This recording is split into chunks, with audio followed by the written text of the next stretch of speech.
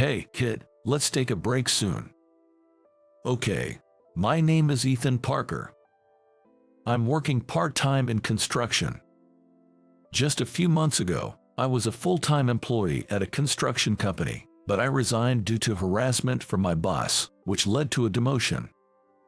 My sales performance at the company was pretty good, though. Come on, if you don't hurry, the heat will get to you. Okay. I run to the office, following the words of my senior, Can. There's a cafeteria in the office, and that's where we eat our meals. Delicious. Sandwich here tastes amazing after working up a sweat, and the fried chicken is the best. Right, that's the real pleasure of this job. This kind of thing was impossible when I was working at my previous company. If I ate at my desk, I'd be continuously insulted by the department head, Jack Bennett, saying, "A lowlife who can't even raise his sales figures has no right to eat." I hated it, and when I went out for a meal before returning to the company during outside sales, I'd be reprimanded for having the luxury of eating out on a sales visit. And if I tried to get by on nutritional supplements for lunch, can you get enough nutrients from that? That's why you can't bring in any work. Are you so poor that you can't afford a proper meal? I would be yelled at. When the entire sales department's performance was poor, the boss's mood would sour, and I'd be worn out from the constant sarcasm. Eventually, I was blamed for Jack's mistake, resulting in a demotion and a significant pay cut. At the new position, the work was all clerical, which didn't suit me after years of field work. I get so fed up with the tedious paperwork that I decided to resign. To make ends meet, I've been working part-time in construction. Look at you, hustling hard today too. Here's a bonus for ya. Thank you. Ken, my senior colleague, hands me a sports drink. Back when I was stuck at the old company, I never came across this kind of kindness. Compared to those hellish days, this feels like heaven. Plus, construction work is physically demanding, but the pay isn't too shabby. Huh? Got a call from my dad. I frown as I check the missed calls on my cell phone. It's from my dad again. What, again? Your dad sure calls a lot. You guys close or something? Well, it's not really like that. I'm sure it's about that same old thing again. After work, I press the button on my cell phone.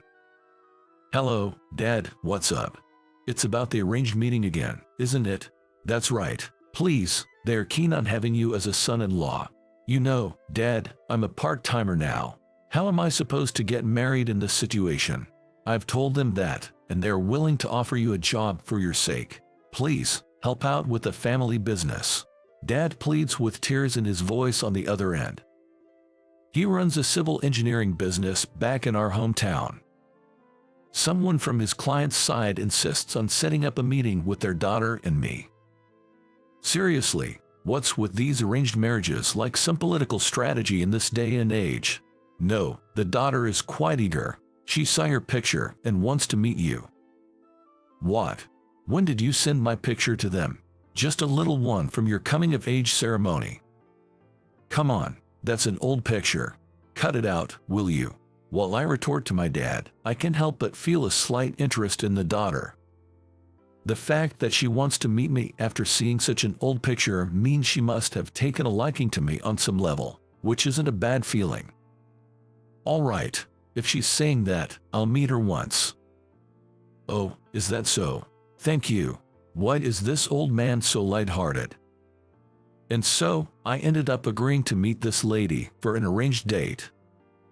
I never imagined that I would encounter what happened at that meeting. My match, Elizabeth Bennett, was a beautiful woman. With her shiny long black hair, clear beautiful skin, curled lashes, and big eyes, she was quite striking. I was smitten with her the moment I saw her photo. Is this what they call love at first sight? I thought it would be nice if I could marry her. But there was one thing that concerned me. What? Her dad works at the company I used to work for. In Bennett, I had a bad feeling. No way. I dismissed the thought and went to the meeting. and my bad feeling was confirmed. "Hey there, looking good. Shocked over here. Never thought my daughter would fancy a guy like you," she insisted, so I went along with it. Thought she'd cool off after meeting you. There I was, face to face with Jack, my former boss from the old company, someone I thought I'd never see again. And at this arranged date, I was reunited with Jack. I had this nagging feeling, but yes, he was Elizabeth's father. Why would the man who had been harassing me choose me as a suitor for his daughter? My dad stood there, looking confused and lost. "Elizabeth, I agreed to this meeting because you insisted, but what do you see in this guy?" "Oh Dad, you were thrilled about the prospect of a strong connection with a business partner. Wouldn't it be all good if I married Ethan?" I chuckled as she smiled cunningly. Could it be that she pushed for this meeting just to harass me? No, that couldn't be. She wouldn't go through all this trouble just for that. After all, I had no prior acquaintance with Elizabeth. So why did she want to meet me? My head was full of questions. "Perhaps we should leave it to the young ones," said her father with a smile. I glanced at Elizabeth, who just beamed back with a smile. Once our parents left the room, we started chatting, getting to know each other. Feeling more at ease, I decided to ask her something that had been on my mind. "Have we met before by any chance?" "Ah, you really don't remember, do you?" Her expression turned sad, and then she said, "I knew about the harassment my father subjected you to. That's why I agreed to this meeting, to trouble my good-for-nothing father. It was selfish of me, and I apologize for the inconvenience." She bowed her head apologetically. "And we have met before. You may have forgotten, but I remember our first meeting very well." She shared this story. When she was still in college, she was once harassed by a pervert on the train during her commute. It was me who helped her out at that time. "Oh, that time. Yes, Ethan, you dropped your business card holder when you confronted him, and I picked it up. And you brought it back to the company later, right?" "Yes. That's when I realized you worked at an affiliate of my father's company. Jack wasn't my boss at the time. He had been seconded from another company in the group. I always wanted to meet you after I graduated, and if I were to marry, it was going to be you. Then my father was seconded to your company, and I just had to see you again. I asked my father for this arranged meeting. He seemed not to think much of you and was reluctant. When I heard you had resigned, I panicked. I begged my father over and over until he finally agreed." "But how did you know about the harassment?" "My father often spoke ill of you at home." Looking at her embarrassed face, I started to feel awkward. "I'm really sorry, but he's still my father, no matter what. I won't ask for forgiveness. Instead, let me apologize on his behalf. Can we call it even with this?" She bowed deeply. Seeing her like that made me burst into laughter.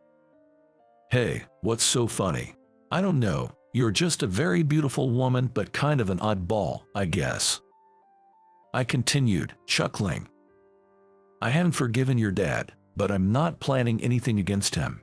Besides, he's now the father of my potential future wife." "That's a relief." A look of relief spread across her face with a warm smile. And then she said to me, "Hey, we can start dating, right? I wonder about that. Dating the daughter of a boss who harassed me would certainly take some guts. Especially since Jack might do something to me again. Don't worry, my dad's a softie when it comes to me. I'm sure he won't do anything anymore." Watching her say that with a laugh, I thought to myself, she really is an interesting girl. Jack was still a concern, but I was irresistibly drawn to Elizabeth. "Please, let's start dating." I bowed deeply to her. "I look forward to it." She bowed back. After that, we went on a few dates, and as expected, she was indeed a bit quirky, but I always had fun when I was with her. Then one day, it happened while we were eating at a restaurant. "This place is great, isn't it? The menu's so diverse, and all the desserts look delicious." Watching her smile as she ate her pasta, I thought she was adorable. She was good at accommodating others. She'd pick places I wanted to go, and for meals, she'd choose casual restaurants that weren't fancy, considerate of my part-time job earnings. Familiar and comfortable spots. Of course, we split the bill, each paying for our own share. I plan to keep working even after I get married. Please understand, she said, smiling brightly. Well, these days, no one expects their wife to quit her job and stay home, I thought. But then she said, my father is insistent that I become a housewife once I'm married. What? I was shocked that there was someone close to her who would say such a thing. Is that man really saying that to his daughter? My father is kind of old-fashioned, she said. Ah, that's the first time you've spoken ill of your dad. Is that really considered speaking ill of him? She wondered, and I chuckled at her words. Sure, Jack had given me a hard time, but I had never badmouthed him. I once asked my dad if he wasn't afraid of getting payback for speaking badly about his subordinates. Do you know what he said? What did he say? He said, that guy doesn't have the guts. That comment irked me a bit. I would have given it back to him if I could. But at the time, I was desperately trying to improve myself to get Jack's approval, despite his constant criticism. And the result was more harassment and a demotion to a regional office. Now that I've quit the company, it doesn't really matter anymore. Plus, he's not my boss now, and I don't need to call him director anymore. But thinking of him as dad in the future, that's something else to consider. Hey, that is. Elizabeth suddenly looked puzzled. Following her gaze, I saw Jack there. No way, you were kidding. Why is my dad here? He must not be okay with us dating. She clicked her tongue and stood up from her seat. Wait, Elizabeth. Dad, why are you here? Elizabeth, how did you recognize me? Jack stood up abruptly, his eyes wide as he looked at Elizabeth approaching him. How did you find me? I was internally exasperated when I heard a familiar voice. To my surprise, sitting opposite Jack was my own father. Dad, what are you doing here? I muttered as I headed towards my father's seat. Stop it. Did you come here to mess up our date? No, that's not it. Jack averted his eyes and fell silent. It's just that we were worried about how things were going with you two, so we decided to come and check on you guys. What? You know, Jack is a great guy. Never had a chance to talk to him this much before, but we got along really well. My father, beaming with a good mood, continued. When I looked at Jack, he quickly turned his face away from me. I thought you didn't like me. I don't like you, but your father is a good man. Shockingly, our fathers had become friends without us knowing. It seems they had been interacting as business associates since I quit, but they had become closer through this whole ordeal. Your dad told me about you. Seems like Jack had a tough time with his superiors too, and he was taking it out on his subordinates. He was crying about it, my father said. Hey, Mr. Parker, we agreed not to talk about that, Jack protested. And then, I heard from Elizabeth herself that you saved her from a molester back in the day, and Jack wanted to apologize for his past behavior towards you. Really? I never thought you were the one who protected my daughter, and yet I've been so terrible to you. I am truly sorry. I spoke to him as he bowed his head over the table, looking uncomfortable. I can forgive you, but I do want to keep dating Elizabeth. Your harassment has nothing to do with my relationship with her. So you'll date Elizabeth. I am my own person, separate from my father, Elizabeth replied. Well, that's that. Then Jack looked at me, his eyes wide in astonishment. Understood. Please take care of my daughter. My daughter seems to be calling the shots here. Pretty funny. My father said with a laugh. Please take care of me, my future father-in-law. Elizabeth replied with a smile to my dad. Afterwards, I continued working at the construction office where I was part-time and became a full-time employee. One condition for marrying her was to secure a stable job. When I asked the company's CEO to hire me as a full-time employee, he happily accepted my request. "You've been a hard worker, so I'm expecting great things from you." "Yes, thank you so much." The CEO mentioned how hard it is to find young workers willing to take on tough construction work due to the labor shortage caused by an aging population and declining birth rates. So, my offer was something he was more than happy to accept. I'm looking forward to our future together. On the day we went to buy an engagement ring, she said this to me and bowed her head. "I look forward to it as well," I replied, bowing back to her. When I raised my head, I saw her smiling happily.